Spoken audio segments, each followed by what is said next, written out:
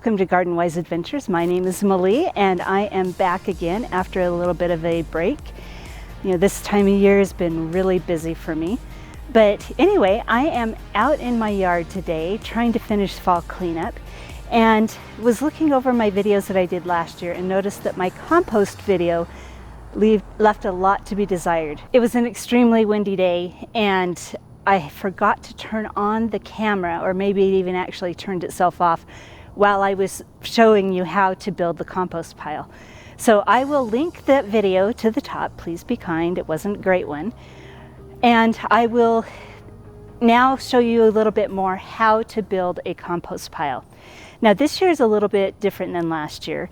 Last year I had enough time and had been able to start early enough that I was using my compost, the finished compost, in my garden beds. Now this year I am not going to be using any of the finished compost anywhere but in the compost piles. You know, I had to rebuild the soil in my garden beds, and I'll link another video up at the top to show you why and how I had to redo my garden beds.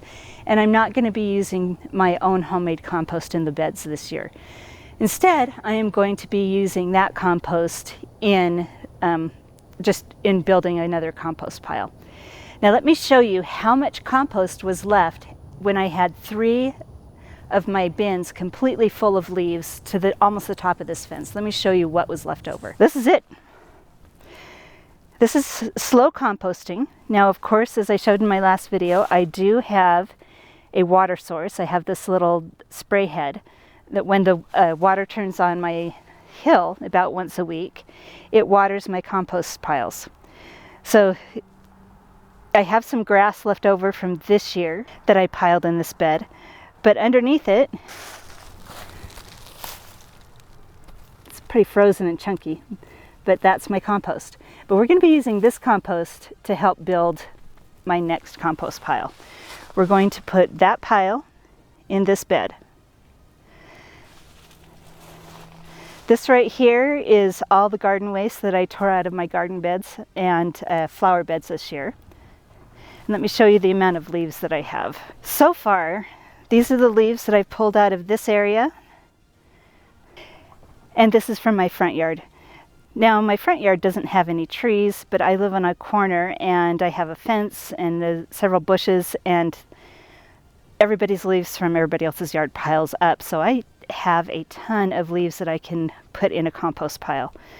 Now, I still have a ton more left.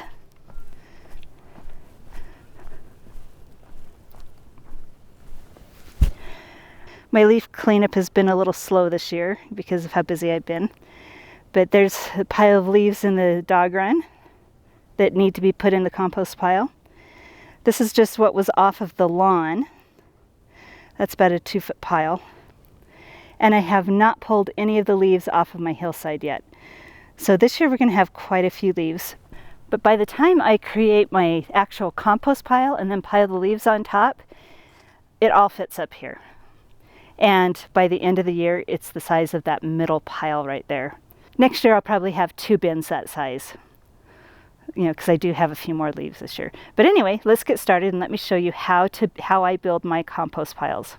So the first thing that I'm going to do is I'm going to put some of this garden waste as a bottom layer. Now the reason I like the garden waste at the bottom layer is it doesn't compact down like the leaves. It gives it a little bit more airflow at the bottom. So let's get that done. So I'm going to scoop a good sized pile.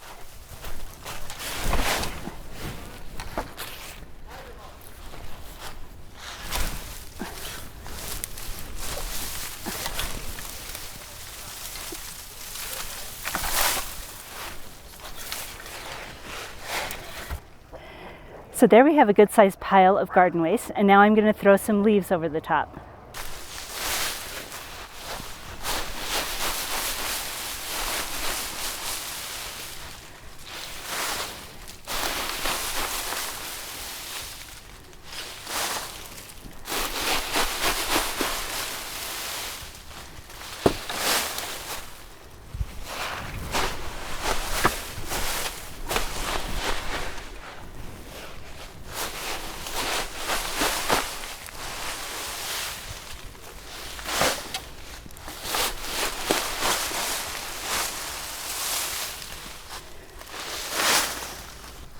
So now we have a pile of garden waste and a pile of leaves. And if any of you have learned about compost very much, you have to have a good blend of materials.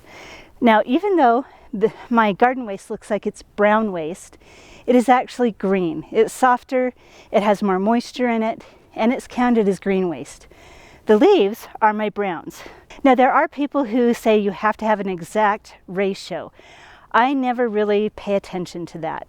I just kind of throw it in as I have it, but I make sure that I at least eyeball about half browns and greens. And I try to go a little bit more browns than greens. Now, if you have too many greens, you end up with a stinky compost. If you have enough browns, it doesn't end up stinking. You can never smell my compost. So let me show you what I use instead of a compost starter. A lot of people talk about having a compost starter, or brewing compost tea or whatever to put into your compost to get it going. I do it really simply. I just use basically last year's compost. It has all the bacteria it needs in it to be able to get your compost going. And I don't put a ton, I just put a sprinkling over the top, and let me show you how I do that. Now this year is going to be a little more difficult because it's probably, I'd say, about 34 degrees right now, and this compost is pretty frozen. So I'm going to use my regular shovel, not my leaf scoop.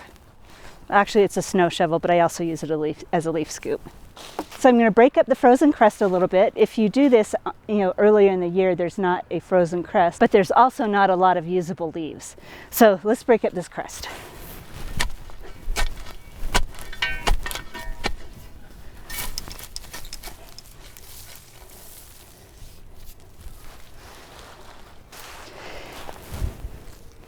Now, I don't know how well you can see this, but this is good compost. I could use this in my flower beds, I could use it in my garden beds, but frankly, I really do not have the time and energy this year, and it'll just make good compost for next year when maybe I'll have a little bit more time and energy.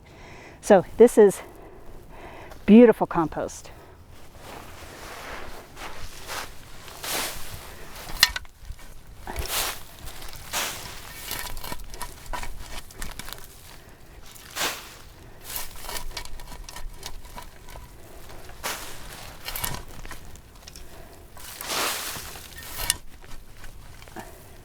So let's show you what it looks like now that we have that layer of compost down. So here it is. You can see I didn't put down too much. The basic reason to put this down is, like I said, is just for the bacteria it contains and how fast it's going to help this compost break down. As you can see, this from last year with no turning and just water from the sprinkler went from 3 huge bins full of leaves and last year's garden clippings into really beautiful compost. So let's get this done and we'll show you the finished results. So here we are. I'm trying to get my shadow out of here. But we used the entire pile of leaves on this side. This side we still have that pile of leaves left. I have a wheelbarrow full left of finished compost. Well, mostly finished compost. It does need to be screened like I showed you in the previous clip. This bin is empty and ready for the second pile that I'm going to create.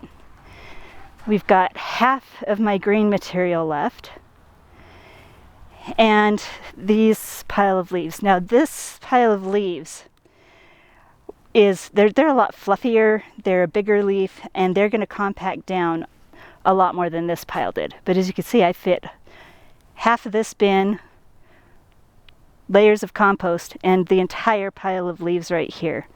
So compost bins can take and utilize a huge amount of leaves. So let's get going. I will finish this pile and show you what the finished product looks like. Okay, it's taken most of the day. It's starting to get dark. I got all the compost piles made, all the leaves cleaned up here, and all the leaves cleaned out of the dog run. I still haven't pulled the leaves off the hill or taken them out of the lawn down at the below, but that'll have to be done another day. So let me show you what the compost piles both look like now that they're done. So these are the leaves out of the dog run. There's quite a few of them. We're still going to be able to fit all the other leaves. We'll just pile them on the top until they hit the top of the fence here. It's what we do most years. And This is the second pile, second compost pile. You can see a little bit of the old compost on top of it. And there's the first compost pile. So I'm looking forward to a lot of good compost next year. Hopefully I'll have enough energy to actually be able to use it. So thank you for coming with me on this adventure. Hopefully you guys learned a little bit. I have another video that I'm going to post up above. It's one of the first videos I made about compost, and it talks a little bit about compost processing. So between the 3 videos that I've done, you should know just about everything there is to know about compost, especially the cold processing method. If you're going to do the hot processing method, it's a little bit more work, but you can turn out a lot more compost a lot more quickly. As I said in one of my videos, in California, I use that method, and I could get compost in as little as 6 weeks from a large pile. I would use a chipper shredder, shred everything. I would water it and turn it about 2 or 3 times in that 6 weeks, and I would just have compost.